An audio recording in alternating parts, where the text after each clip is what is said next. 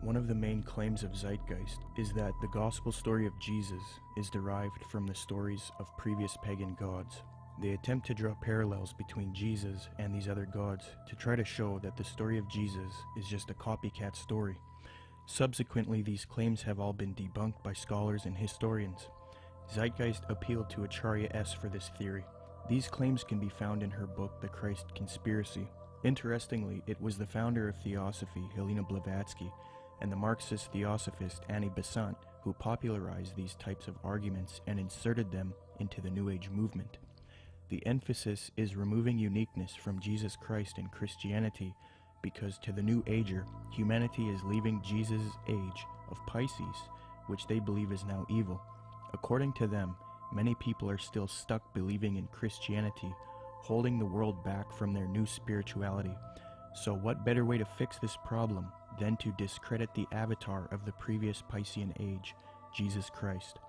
They will even go as far as to say Jesus never existed in order to lead people away from Christianity. Thus the masses are now on board with the new Aquarian world order. Even modern New Agers around today will utilize this deception. New Age spokesman and disciple of Alice Bailey in Theosophy, Benjamin Creme states, quote, "The 5 major initiations which take one to liberation have their symbolic enactment in the life of Jesus.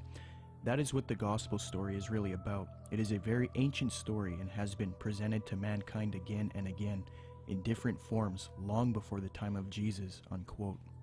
When one compares Acharya S.'s book The Christ Conspiracy to Helena Blavatsky's book Isis Unveiled Volume 2, it becomes quite clear where Acharya got much of her material.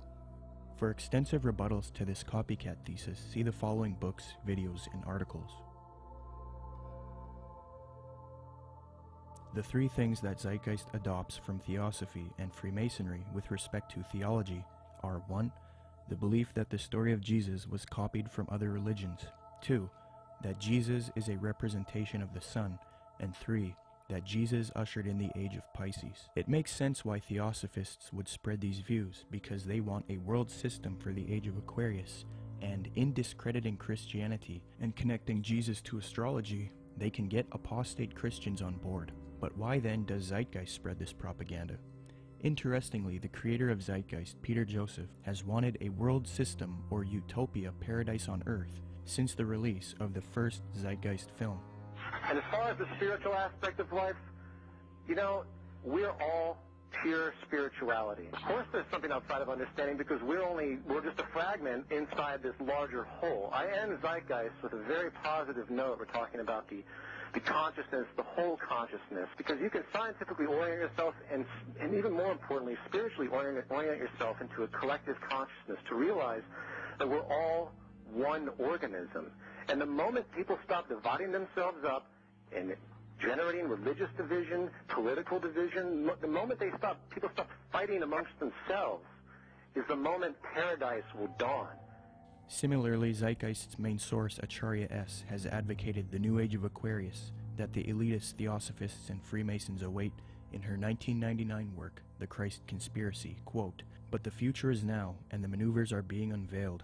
As far as Christianity's role in this new age," Carpenter states, quote, "Christianity, therefore, as I say, must either now come frankly forward and acknowledge its parentage from the great order of the past, seek to rehabilitate that, and carry mankind one step forward in the path of evolution, or else it must perish. There is no alternative. Despite the vilification of the so-called New Age movement, the fact is that we are entering into a new age. The age referred to in the gospel tale is that of Pisces, and through contrivance and duplicity, coercion and slaughter, the fish god Jesus, the Piscean solar avatar, has indeed been with us, but now it is the close of the age, and his time is over. As Hancock says, we live today in an astrological no man's land, at the end of the age of Pisces, on the threshold of the new age of Aquarius. Traditionally, these times of transition between one age and the next have been regarded as ill-omened. Ill-omened verily, as the ongoing destruction of the earth and the endless warfare over ideology will indeed produce the Armageddon so long awaited and planned by those who cannot live for today but must look towards an afterlife. By realizing the cultural unity revealed behind the Christ Conspiracy, however, humanity can pull together and prevent this fall to create a better world.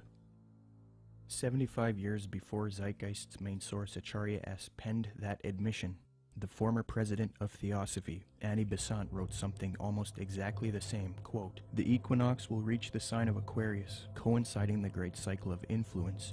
We can indeed hope to put a complete end to all the influence of the past cycle, with its tyranny, slavery, war, and cruelty.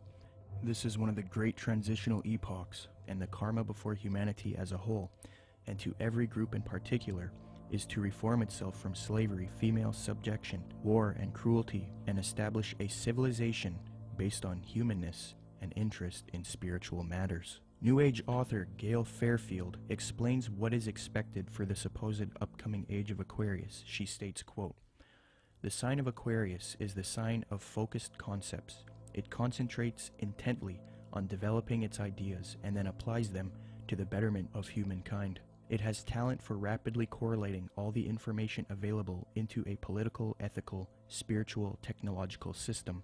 Aquarius creates optimal features for individuals and for humanity because it needs alternatives, possibilities, and something to move towards. Overall, Aquarius is a reformer and visionary working to create its utopia," unquote.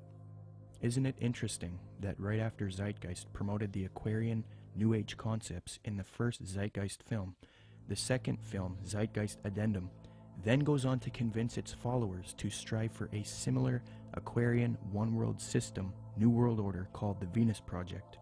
Indeed, the solution offered by the film Zeitgeist Addendum is that humanity needs to unite into the very same thing that Theosophy and Freemasonry wants it to unite into: a one-world universal esoteric brotherhood of humanity, a New World Order.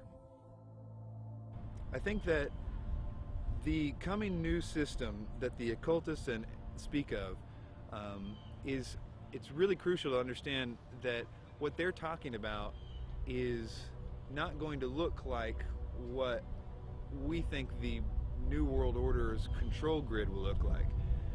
They believe that the utopia will be one of a spiritual utopia, one that's free of wars and religion. It's easy for a lot of people to have idealistic views about it.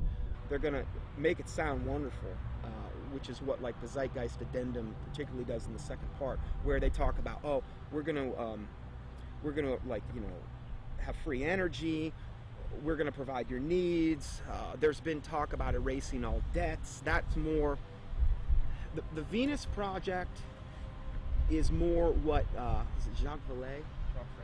Jacques Fresco.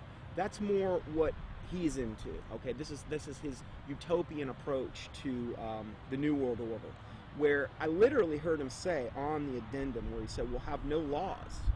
All laws will be done away with." I thought to myself, all law? I mean, nobody's going to have to work. It's just going to sound like wonderful. I mean, he's talking about how are people going to make livings. Well, you won't have to, and you can do whatever you want. And if you make a painting, you can give it to somebody. I mean, this utopian world, but it's going to come at an extremely high price regarding the mark of the beast. It's not going to be what they're cracking it up to be, and most likely, it's only going to come with massive depopulation, and they're going to probably try to pull that off a number of different ways. But you have the Zeitgeist, this utopian approach, and then you also have the way the Ascended Master, some of the Ascended Masters say will be done through a project called Nasera, which, you know, is very similar in what the Zeitgeist Addenda talks about. It's just kind of a different flavor of it all.